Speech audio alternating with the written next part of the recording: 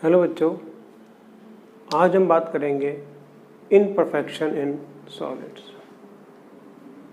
या defects in solids.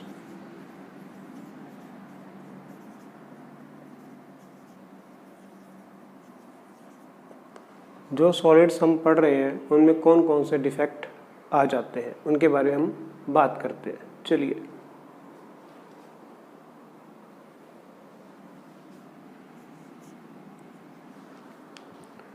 एक तो होते हैं पॉइंट डिफेक्ट और एक होते हैं लाइन डिफेक्ट।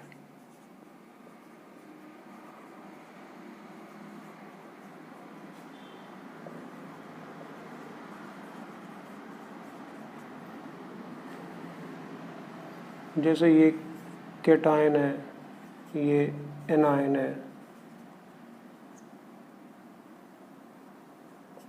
फिर एक कैटायन आएगा,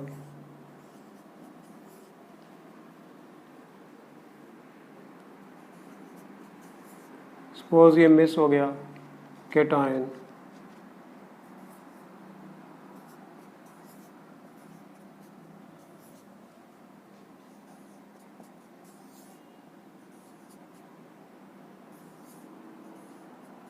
यहाँ पर एनायन मिस हो गया, एक कैटायन मिस हो गया, एक एनायन मिस हो गया, कुछ भी मिस हो गया तो ये पॉइंट पे ही मिस हुआ ना, इसलिए इसको बोलते हैं पॉइंट डिफेक्ट।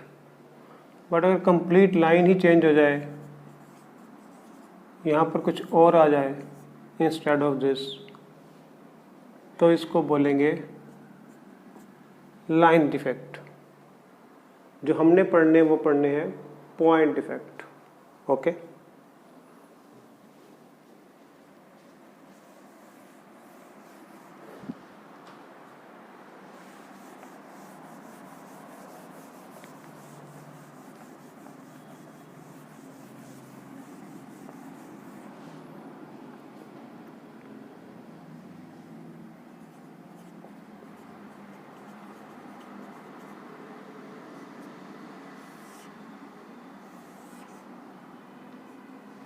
ठीक है। ये तीन तरह के होते हैं।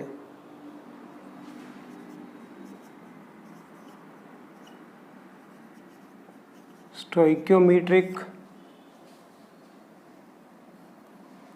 ठीक है, नॉन स्टोइकियोमेट्रिक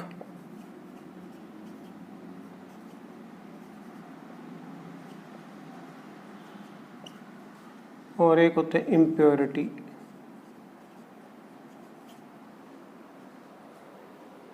स्टोइकियोमेट्रिक का मतलब होता है रन अबाउट सेम रहना। इसमें cation to anion ratio same रहती है। इसमें cation to anion ratio different हो जाती है। और इसमें तो कोई इम्प्योरिटी आ जाए अलग से ही, कुछ ए बी चल रहा है और सी आ जाए कहीं पे समथिंग डिफरेंट, तो उसको बोलते हैं इम्प्योरिटी डिफेक्ट। तो stoichiometric defect, non stoichiometric defect and impurity defect, इन तीन के बारे में हम पढ़ेंगे। तो सबसे पहले बात करते हैं स्टोइकियोमेट्रिक डिफेक्ट्स की।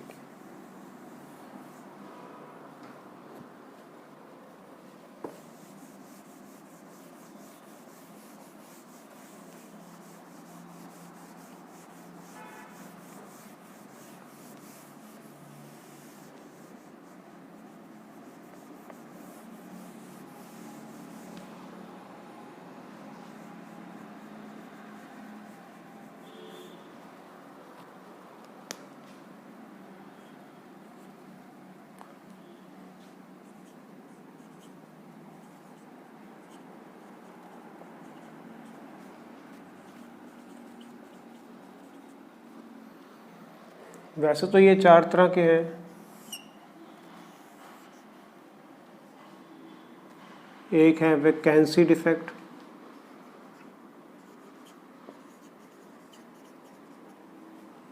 एक है इंटरस्टिशियल डिफेक्ट,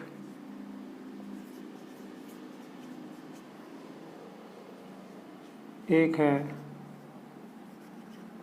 स्कॉटकी डिफेक्ट और एक है फ्रैंकल डिफेक्ट।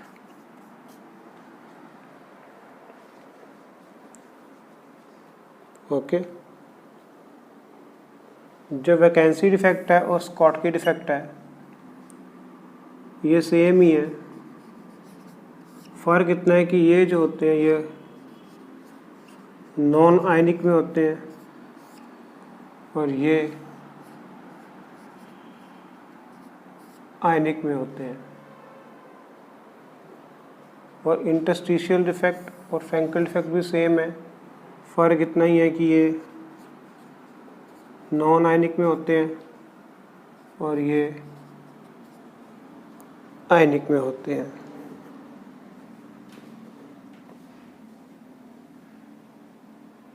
तो चलिए इनकी बात करते हैं हम। सबसे पहले बात करते हैं हम स्कॉटकी डिफेक्ट की या वैकेंसी डिफेक्ट, दोनों की।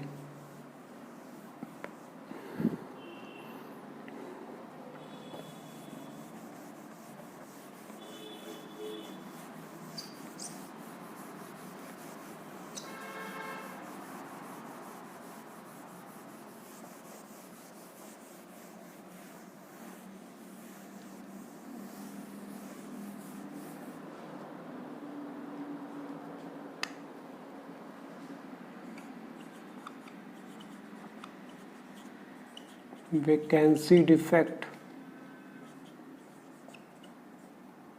स्कॉटकी डिफेक्ट, जैसे कि आपके पास ए बी, या इसको सिंपल ए बी नहीं लिखते, ये मॉलिक्यूल है, ये मॉलिक्यूल है, ये मॉलिक्यूल है, ये मॉलिक्यूल है, ये कलर्ड है।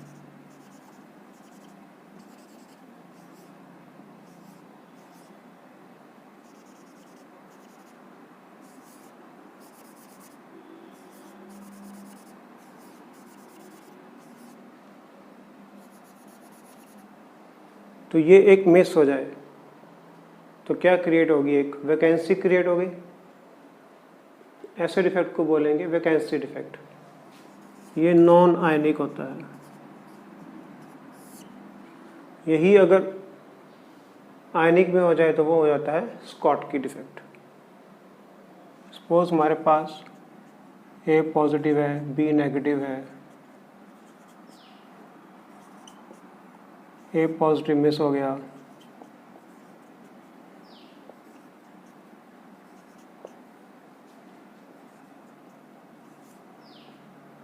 और बी नेगेटिव भी मिस हो गया। यहाँ से ए पॉजिटिव चला गया और यहाँ से बी पॉजिटिव चला गया, तो वैकेंसी क्रिएट हो गई। ऐसे डिफेक्ट को बोलते हैं स्कॉटकी डिफेक्ट, क्योंकि इसमें 1 केटायन मिसिंग है एंड 1 एनायन मिसिंग है। बट ओवरऑल ये न्यूट्रल रहते हैं, क्योंकि cation to anion ratio same है। ओके,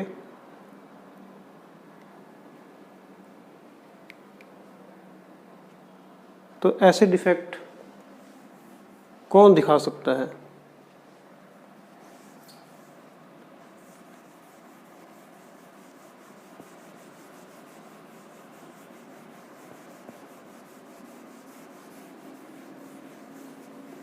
ऐसे डिफेक्ट वही क्रिस्टल्स दिखा सकते हैं जिनमें केटायन का साइज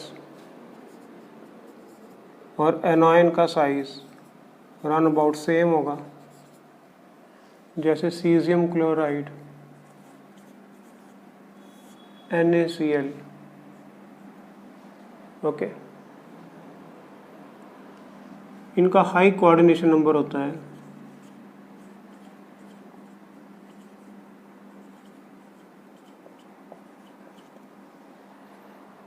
तभी ये दिखा पाते हैं।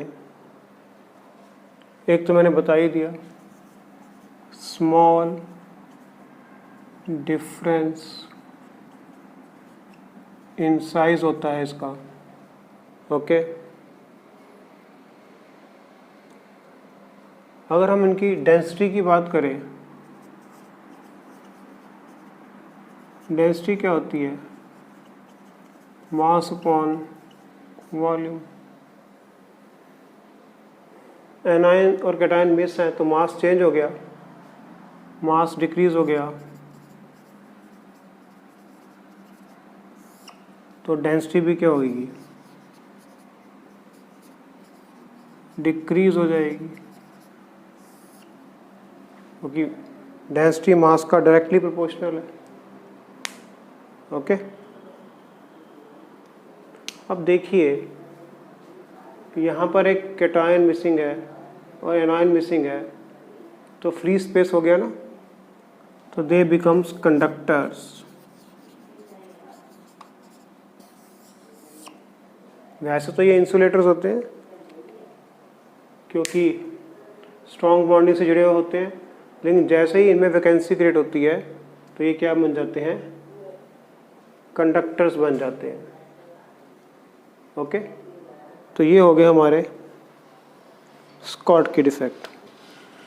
और एक बात और करते हैं कि ये मिस है तो ये अनस्टेबल भी हो जाते हैं, इतनी स्टेबिलिटी नहीं होती इनकी, ये अनस्टेबल भी होते हैं। तो इसको उतार लीजिए।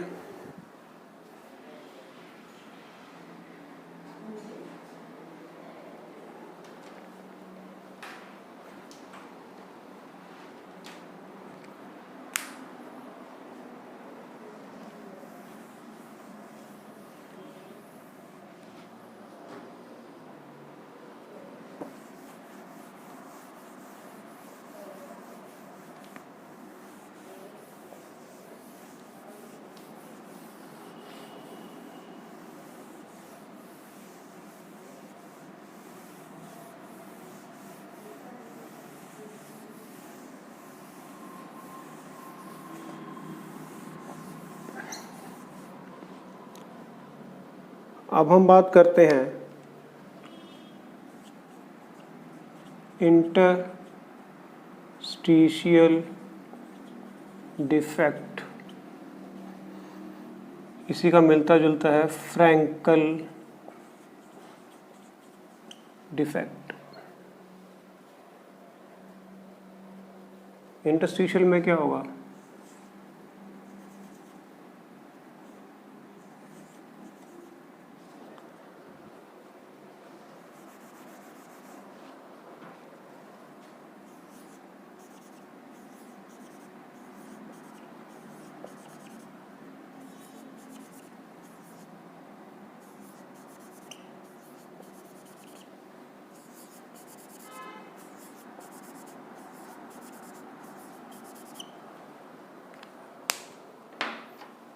तो इसमें क्या होगा?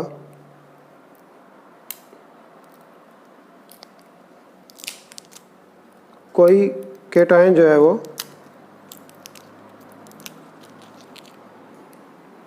अपनी साइड छोड़ देगा और यहाँ पर आ जाएगा, इंटरस्टिशियल साइड पे आ जाएगा। इसने अपनी साइड पोजीशन को लीव कर दिया और यहाँ पर इंटरस्टिशियल वो जगह होती है, स्पेस होती है, ये वाली जो स्पेस है इसको बोलते हैं इंटरस्टिशियल।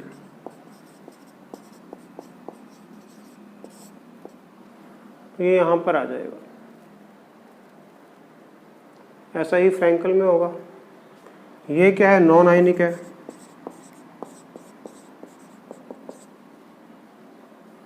फ्रैंकल में क्या होगा?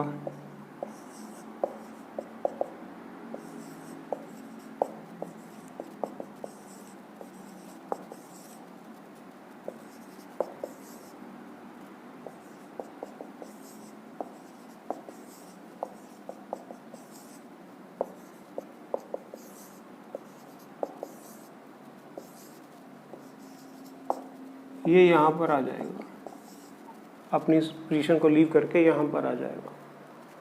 तो ये इंटरस्टिशियल साइड पे चला गया, इसलिए इसको बोलते हैं फ्रैंकल डिफेक्ट। ये आयनिक में होता है, अदरवाइज इसको आयनिक में फ्रैंकल डिफेक्ट बोलते हैं, अदरवाइज इसको इंटरस्टिशियल डिफेक्ट ही बोलते हैं। ठीक है, तो इसमें भी cation to anion ratio same है, नो डिफरेंस इन फॉर्मूला।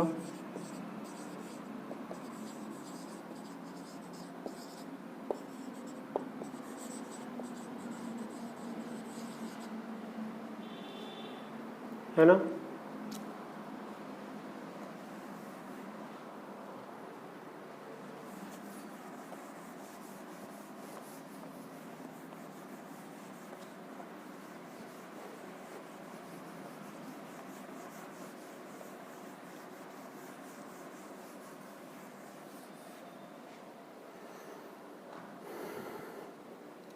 ये कौन दिखाएगा?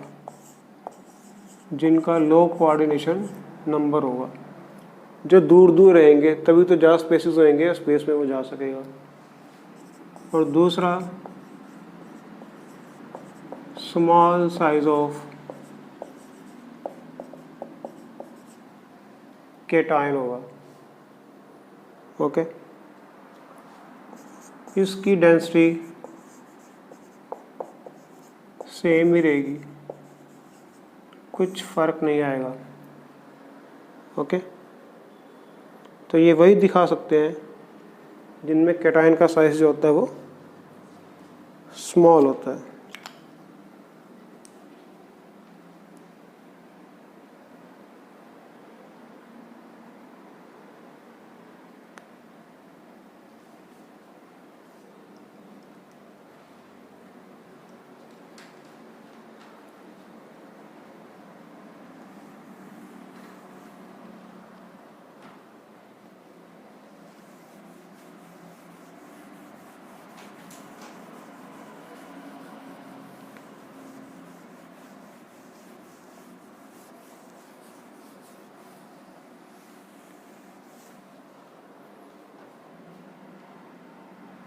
अब हम बात करते हैं नॉन स्टोइकियोमेट्रिक डिफेक्ट। ओके, ये दो तरह के होते हैं।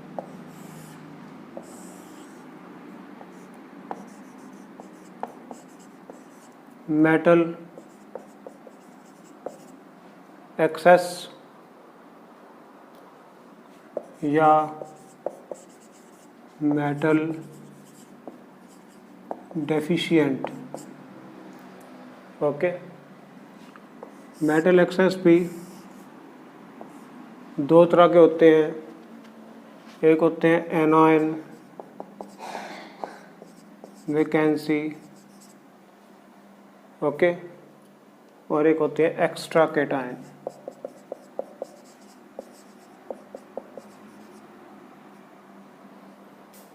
तो अब हम मेटल एक्सेस की बात करते हैं, उसमें भी एनायन वैकेंसी, नाम से पता लग रहा है एक एनायन जो है वो मिस हो जाएगा।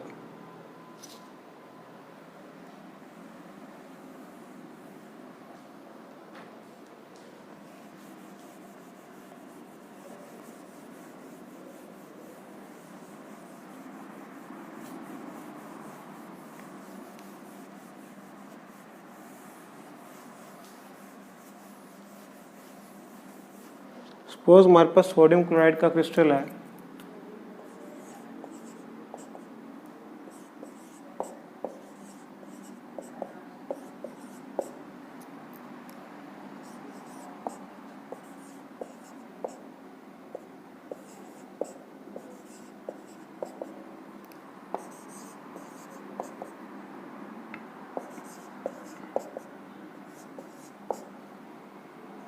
यहाँ से एक क्लोरीन जो है वो लीव कर गया,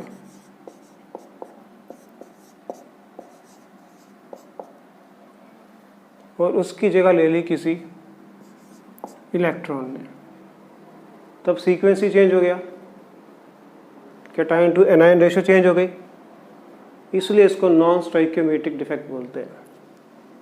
ओके, ये होगा कैसे? सपोज हमने इस क्रिस्टल को सोडियम वेपर में रखा, सोडियम वेपर में क्या हुआ, सपोज सोडियम ने अपना एक इलेक्ट्रॉन लूज कर दिया, तो यहाँ से जो क्लोरीन निकल रहा था वो इस सोडियम के साथ मिल गया, सोडियम क्लोराइड बन गया, और ये इलेक्ट्रॉन जो है यहाँ पर आ गया। तो इससे हमारे पास एक इम्परफेक्शन आ गई जिसको बोलते हैं एनायन वैकेंसी।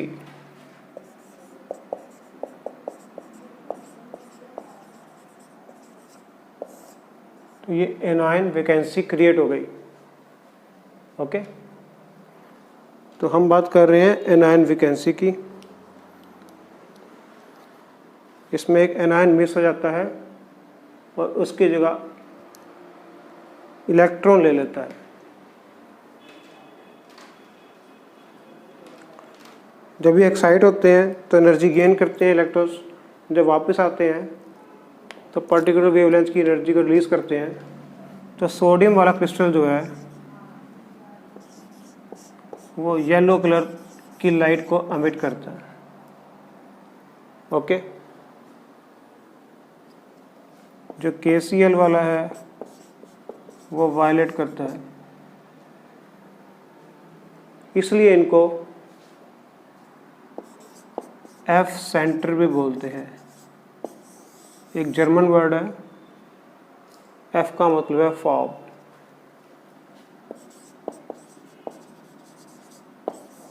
फॉब सेंटर जो कलरफुल लाइट एमिट करते हैं। लिथियम क्लोराइड जो है पिंक कलर की लाइट एमिट करेगा, तो इनको हम बोलते हैं फॉब सेंटर या F सेंटर। ये एक जर्मन वर्ड है, इसका मतलब है कलरफुल। ओके, तो ये तो होगी एनायन वैकेंसी। एक एनायन जो था वो चला गया। इसी का दूसरा पार्ट है केटायन, एक्स्ट्रा केटायन।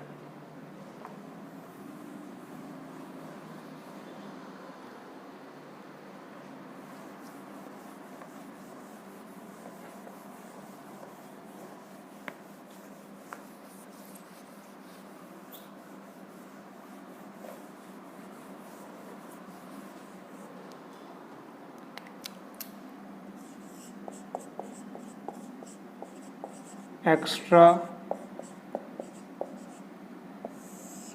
केटायन, इसमें एक एक्स्ट्रा केटायन जो है आ जाएगा, जैसे A+, B negative,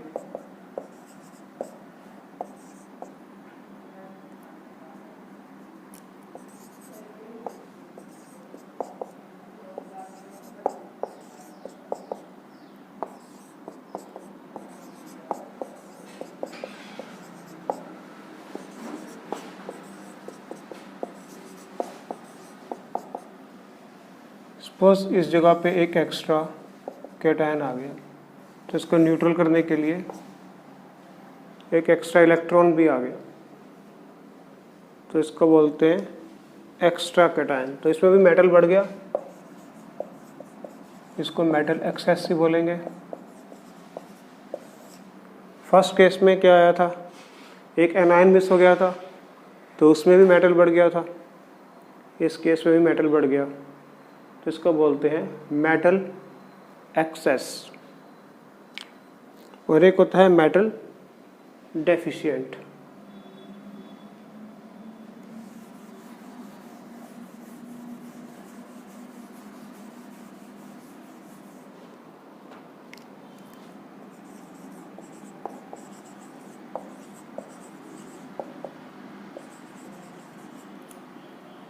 metal deficient जिसमें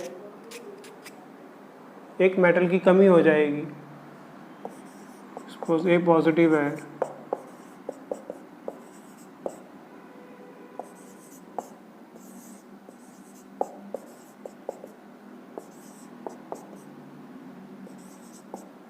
यहाँ पर एक ऐसा आ जाएगा, यहाँ पर वैलेंसी कितनी थी 1, यहाँ पर कितनी है 2, तो ओवरऑल चार्ज तो क्या हो गया न्यूट्रल। लेकिन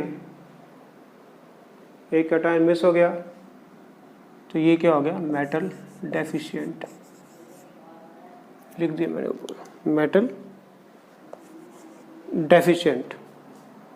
ओके, इम्प्योरिटीज में भी इसका एग्जांपल आ जाएगा, सेम ही एग्जांपल होगा। जो हम थर्ड तरह का डिफेक्ट की बात करेंगे, एक हमने बात की स्टोइकियोमेट्रिक, एक नॉन स्टोइकियोमेट्रिक, अब हम बात कर रहे हैं इम्प्योरिटी की। तो इम्प्योरिटी में भी मेटल डेफिशिएंट आ जाता है, सेम ही होता है।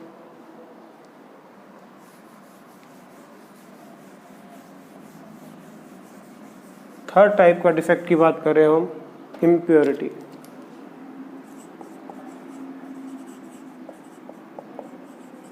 इम्प्योरिटी जो है वो दो तरह का हो सकता है, एक आयनिक और एक कोवेलेंट। ओके, आयनिक में जैसे कि हमारे पास सोडियम है, क्लोरीन है, सोडियम है, क्लोरीन है, एक सोडियम मिस हो गया,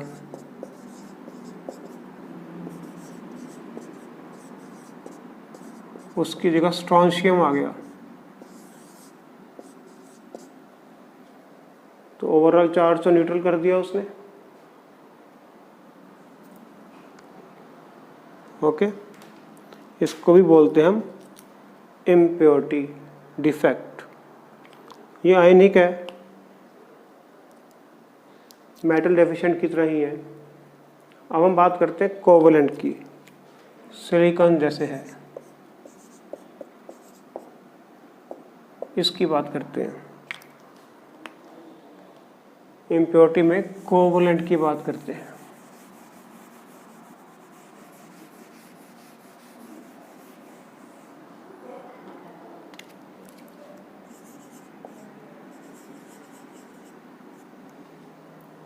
ओके, तो सपोज सिलिकॉन है,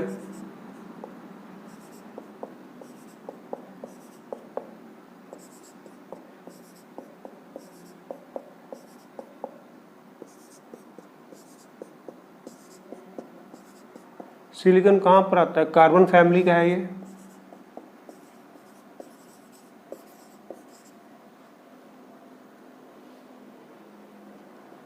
तो इसकी वैलेंसी कितनी होएगी, वैलेंस इलेक्ट्रॉन्स कितने आएंगे इसमें, 4 होंगे। तो इसके चारों तरफ 4 वैलेंस इलेक्ट्रॉन्स हैं, रन अबाउट दिस।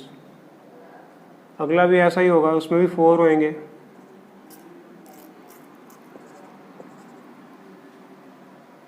तो सपोज हम क्या करते हैं, एक सिलिकॉन को यहाँ से हटा देते हैं, उसकी जगह हम एल्युमिनियम डाल देते हैं। इसके पास कितने होंगे, 3 होंगे। अब एक इलेक्ट्रॉन की कमी हो गई है ना, तो इलेक्ट्रॉन कम हो गया, तो इसके ऊपर कौन सा चार्ज आ गया, पॉजिटिव, इसलिए इसको पी टाइप भी बोलते हैं। पी मतलब पॉजिटिव, पी टाइप। तो ये कोवेलेंट में एल्युमिनियम की अगर हम डोपिंग कर दें तो इसमें 1 इलेक्ट्रॉन लेस हो जाएगा,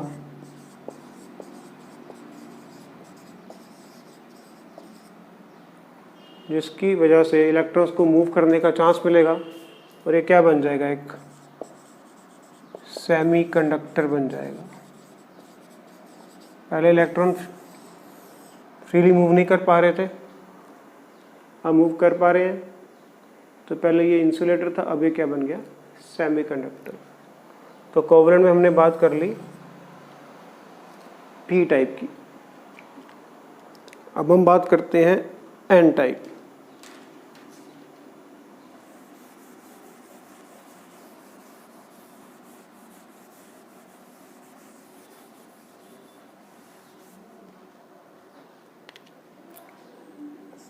यही सिलिकॉन है,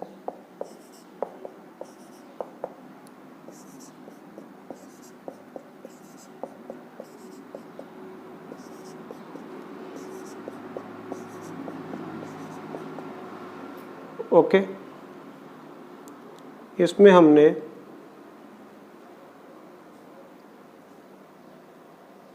आर्सेनिक की कर दी।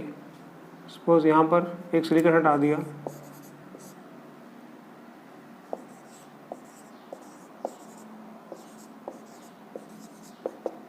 तो ये 15 ग्रुप का है, तो इसमें 5 हो गए।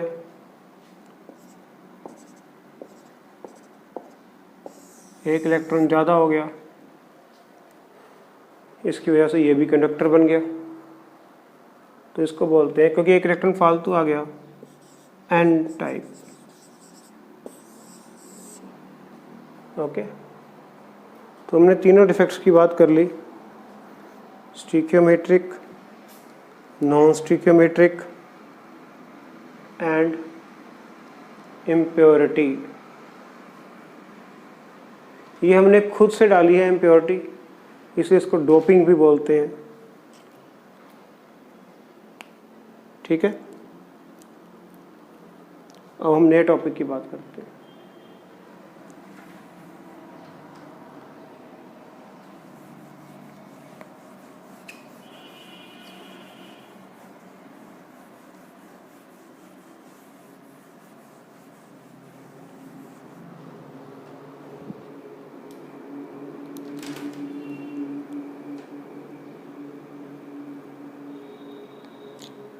हम बात करते हैं बैंड थ्योरी।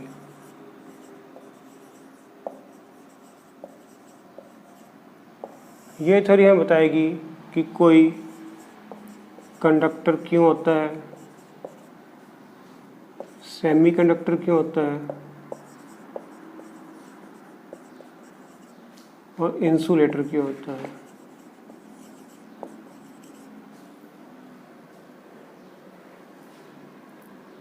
ये कहती है कि तेरे दो तरह के बैंड होते हैं, एक होता है कंडक्शन बैंड और एक होता है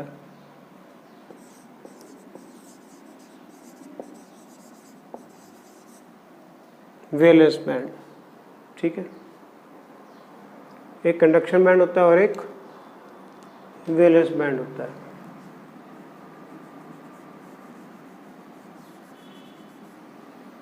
कंडक्शन बैंड वो होता है जिसमें इलेक्ट्रॉन्स होते हैं और वैलेंस बैंड वो होता है जहाँ पर इलेक्ट्रॉन्स नहीं होते। ठीक है, जैसे कि एक एग्जांपल लेते हैं, हम सिलिकॉन की बात कर रहे थे, सिलिकॉन का एग्जांपल ले लेते हैं। सिलिकॉन का क्या होगा structure, 1s2 2s2 2p6 3s2 3p2 और पूरा का पूरा 3D जो है वो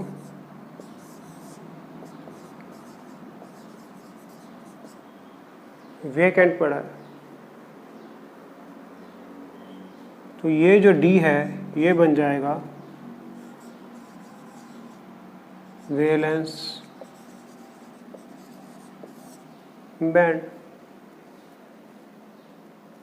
इलेक्ट्रॉन यहाँ से यहाँ जा सकते हैं, अगर इजीली चले गए तो वो कंडक्टर है, थोड़ा डिफ़िकल्टी से गए तो सेमीकंडक्टर है, नहीं जा पाए तो इंसुलेटर है। सिंपल सी थ्योरी है ये।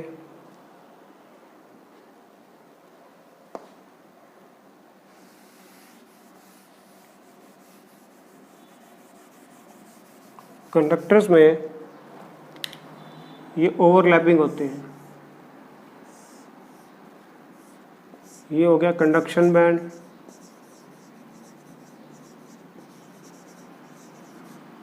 ये हो गया वैलेंस बैंड। ये क्या होते हैं? ओवरलैपिंग होते हैं, इसलिए इलेक्ट्रॉन को जाने में कोई दिक्कत नहीं होती, ईजिली चले जाते हैं। That's why they are conductors. Insulator में ये गैप बहुत ज़्यादा होता है, इसको फॉरबिडन गैप भी बोलते हैं,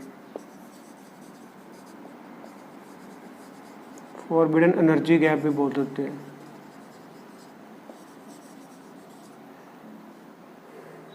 इसलिए इलेक्ट्रॉन यहाँ से यहाँ जा नहीं पाते, जंप नहीं कर पाते, तो ये इंसुलेटर्स हैं। लेकिन सेमीकंडक्टर्स में इसकी विड्थ थोड़ी कम होती है, इसलिए स्लाइटली लो टेम्परेचर या हाई टेम्परेचर पे ये जा सकते हैं। तो जो कंडक्टर्स होते हैं उनमें ओवरलैपिंग होती है, ईजिली इलेक्ट्रॉन्स जा सकते हैं। इनमें थोड़ा डिफ़िकल्टी से जाएंगे, इनमें जाएंगे ही नहीं। तो ये हमें बैंड थ्योरी बताती है कि क्यों कोई कंडक्टर होता है, कोई सेमी कंडक्टर होता है और कोई इंसुलेटर होता है। ठीक है।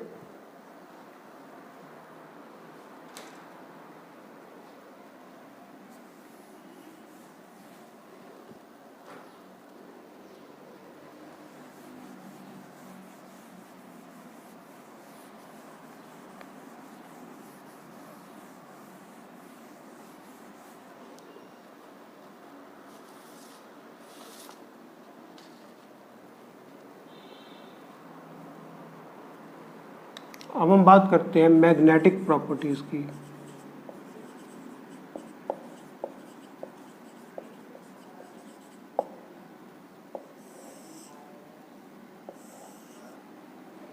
कुछ जो होते हैं डायमैग्नेटिक होते हैं, कुछ पैरामैग्नेटिक होते हैं, कुछ फेरोमैग्नेटिक होते हैं, कुछ एंटी फेरो होते हैं और कुछ होते हैं फेरी।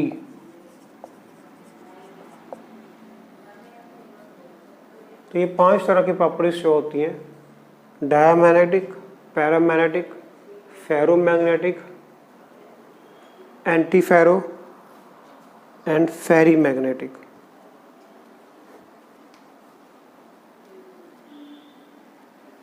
ओके, डायमैग्नेटिक और पैरामैग्नेटिक हम पढ़ चुके हैं, इनकी बात कर लेते हैं।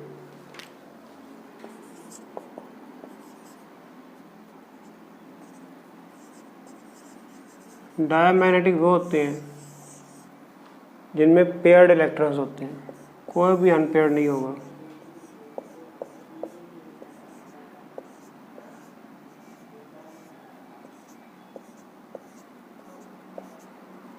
सारे के सारे पेयर्ड हैं।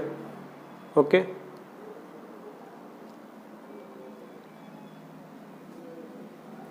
तो ये जो होते हैं मैग्नेटिक फील्ड को अट्रैक्ट नहीं करते। जैसे NaCl का एग्जांपल ले लो, उसमें सारे पेयर्ड हैं, कोई भी अनपेयर्ड नहीं है। तो डायमैग्नेटिक वो होते हैं डज नॉट अट्रैक्ट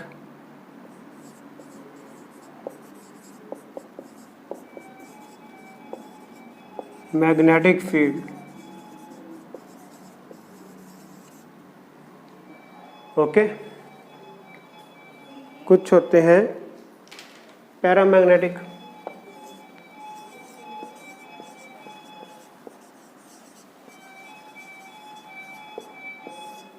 पैरामैग्नेटिक वो होते हैं जिनमें अनपेयर्ड इलेक्ट्रॉन्स होते हैं।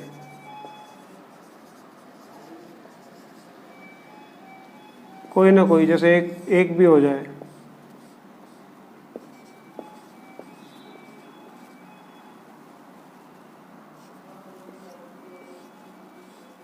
इसमें थोड़ा उल्टा बने।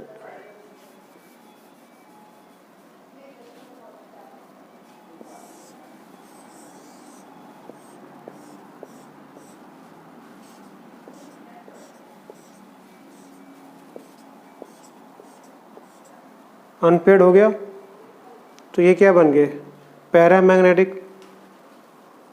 ये जो है मैग्नेटिक फील्ड को अट्रैक्ट करते हैं, Fe3 plus something like this. और इनके मैग्नेटिक फील्ड को हम मेजर करते हैं बोहर मैग्नेट्रॉन में, है ना, जो आप पढ़ चुके हो +1 में, जिसका फॉर्मूला होता है √n+2, √n+2। अगर 1 है, n की वैल्यू 1 अनपेयर्ड है तो 1 पुट कर देंगे, 2 है तो 2 पुट कर देंगे। इस तरह से हम इनके मैग्नेटिक प्रॉपर्टीज को मेजर कर सकते हैं। तीसरी तरह के आते हैं फेरोमैग्नेटिक।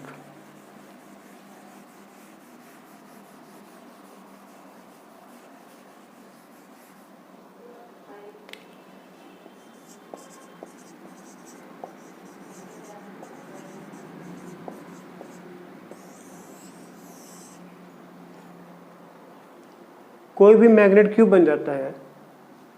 क्योंकि मेटल के अंदर इलेक्ट्रॉन्स भी होते हैं, प्रोटॉन्स भी होते हैं। प्रोटॉन्स को कर्नल्स बोल देते हैं। इलेक्ट्रॉन्स जो है मूव कर रहे होते हैं, तो ये जो है डाइपोल बना लेते हैं, पॉजिटिव नेगेटिव, इस तरह से। इनको ग्रेन्स भी बोलते हैं।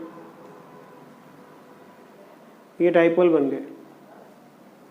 अगर इनकी डायरेक्शन सेम है, ओके, सेम डायरेक्शन में है, suppose positive negative, positive negative, या इसको ऐसे दिखा लो,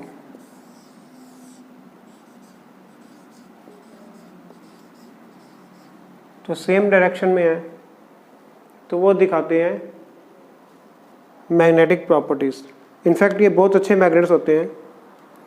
अगर उनको हम इलेक्ट्रिसिटी पास करें तो ये मैग्नेट बन जाते हैं, लेकिन अगर इलेक्ट्रिसिटी रिमूव कर दें तब भी ये मैग्नेटिक प्रॉपर्टीज शो करते हैं। जैसे कि आयरन हो गया, निकल हो गया, एक अलॉय भी है एल निको, तो इनको बोलते हैं फेरोमैग्नेटिक, जिनमें जो डाइपोल्स हैं या ग्रेन्स हैं सारे एक ही डायरेक्शन में है, फेवर कर रहे हैं मैग्नेटिक फील्ड को। ओके,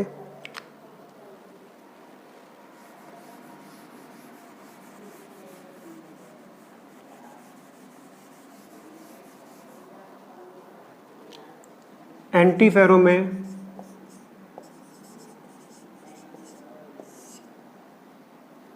ये अपोज करते हैं, एक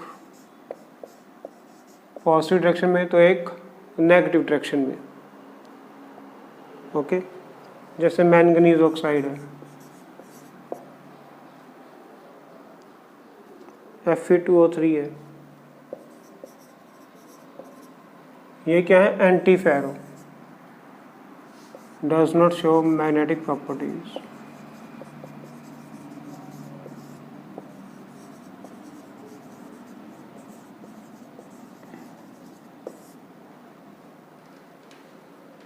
और लास्ट है फेरी।